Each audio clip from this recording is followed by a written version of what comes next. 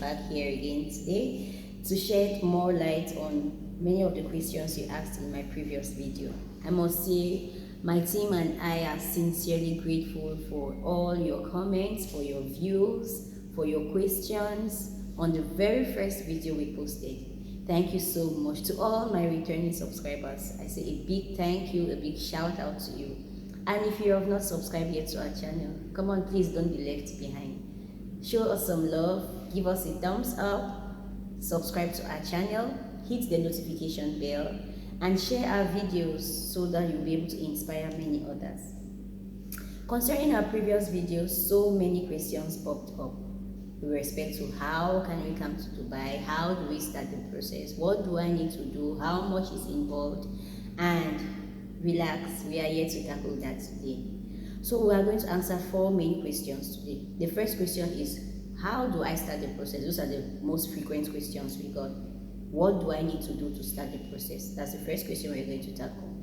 The second part of the video will be on what the data flow verification is all about. We are going to elaborate on that. The third is the exam structure, how it is structured, how the Dubai Health Authority exam is structured, and what is the percentage pass rate. And the fourth question will be on if you can come here and look for a job while trying to get your data flow verification process done, or while trying to get your data flow license done. Kindly stay tuned. Thank you. Okay, the first question we are tackling is, how do we start the process? It's very interesting to come to Dubai, but how do we start the process? So the first thing is being eligible to work in Dubai as a nurse. Not everyone can work here as a nurse. Like I mentioned in my previous video, I will leave the link below in the bio. You must be either a bachelor's degree nurse with 2 years of continuous working clinical experience, or a diploma nurse with 1 year of continuous working clinical experience. Once you get all, you have that, and you're registered with your nursing licensure council in your country, back home in Africa or wherever, you need to complete a self-assessment tool. Funacare Consultancy does that for their clients. So we'll complete a self-assessment tool. This is free. The self-assessment tool determines if you are eligible to work here in Dubai or not. So if the report of the self-assessment tool is not eligible, I'm sorry, you cannot work in Dubai as a licensed nurse. But if the report of the self-assessment tool comes out positive, if it says, okay, you are eligible, they'll tell you you are eligible to be a nursing assistant, or you are eligible to be a bachelor's degree nurse. So what does the application fee and everything entail? The data flow verification process fee is from, I tried to convert to dollars to make it a bit global so that you can be able to understand the figures we are talking about. I don't want to use dirhams or FCFA. So you need about $290 to $327. It's a range for your data flow application procedure.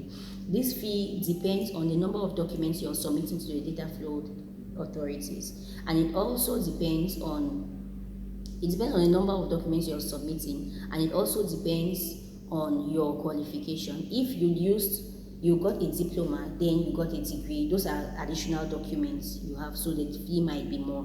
But if you're submitting just one document of each, one experience certificate, one data flow, one degree, one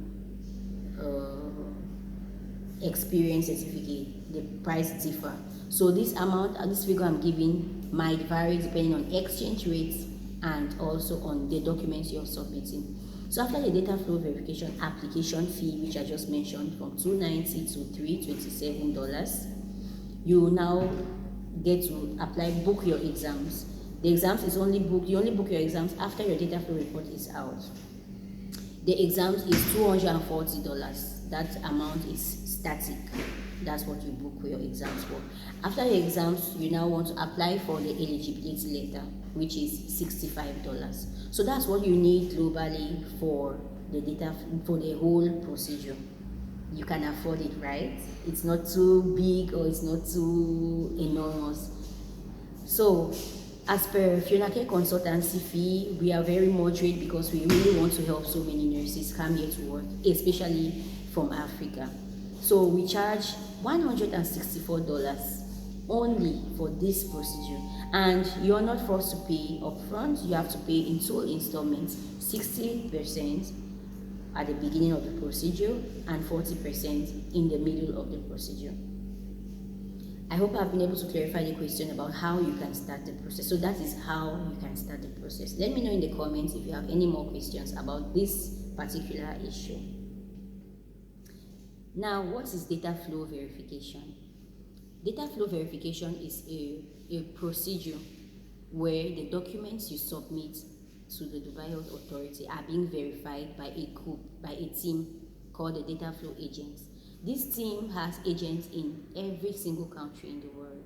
So once you submit these documents, these teams go back to the schools you've mentioned in your applications. They go back to the hospitals, clinics where you have worked to actually verify if you worked there during that period, if you worked there in these units you mentioned, and also if you worked there for this duration you've mentioned in your application. Likewise for the school, they need to be sure that you attended the school, you got all the transcripts, you completed the program, and you attended on the specified time you gave in your application. So please, this is very sensitive. Make sure if you're submitting your documents, they are authentic. Make sure you actually went through these schools and through these hospitals so that your data flow process will be quick, because at times we get so many delays from back home, not from the team. That's what data flow verification process is all about. That's basically it. So they take their time, they go there physically to the schools, to the hospitals, and make inquiries. Once they are done with their inquiries, they sit and do their report, and the report comes out either negative or positive.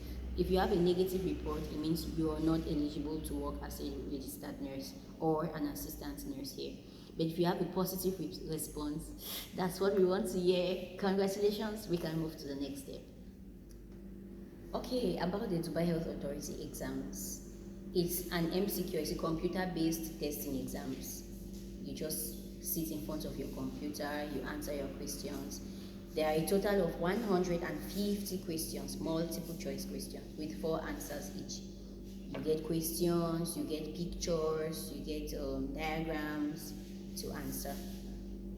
So for the exams, all you need is 60% pass. 60% pass to be done with it. Once you get your 60% pass, that is it, you're done. Unfortunately, it's not like NCLEX where there are unlimited attempts to take these exams. Unfortunately, you have just 3 attempts to take the Dubai Health Authority exams. If you take the exams 3 times and you fail, in order for you to be able to take the exams a 4th time, you need to show a proof of higher education, continuous education or training before you can be allowed to take the exams for the 4th time. So that's the hurdle with data flow, with the Dubai Health Authority exams. But do not worry about that. Fionake Consultancy got you covered.